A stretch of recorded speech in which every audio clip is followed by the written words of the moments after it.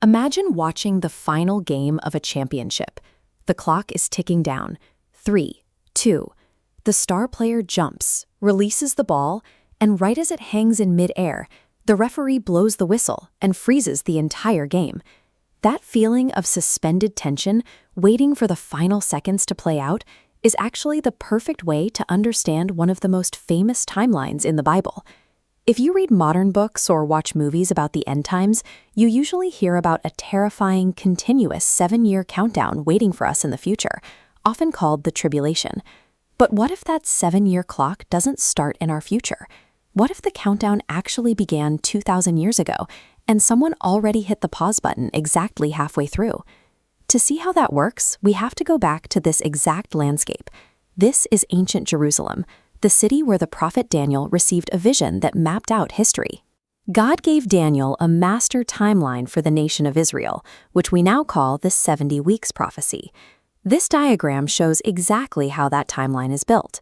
It is a grid of 70 distinct blocks.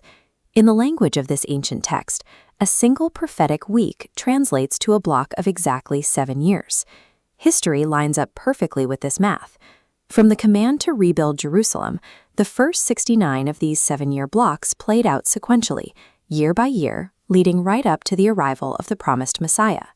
Because those first 483 years arrived exactly on schedule, we know that the final 70th block will operate with that exact same precision.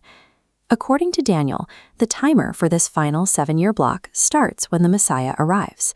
Halfway through, the Messiah is cut off, slicing the 7 years down the middle.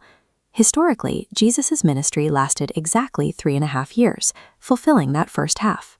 During these 3.5 years, Jesus addressed the core requirements of the prophecy.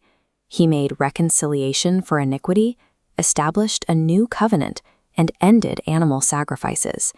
And at the moment of his death on the cross, the great prophetic clock slammed on the brakes. The timeline simply stopped. Jesus has already signed, sealed, and fulfilled the first half of this 7-year contract, leaving only the final 3.5 years to be completed. We can anchor these events to this specific location, the Temple Mount in Jerusalem, the physical center of all biblical prophecy. But if 3.5 years are already finished, why does everyone still talk about a future 7-year tribulation? Revelation never mentions a 7-year period, instead using 42 months or 1,260 days, both equaling 3.5 years. People wrongly combine these into a new 7-year event, forgetting Daniel's first half is finished. Revelation simply describes the second half.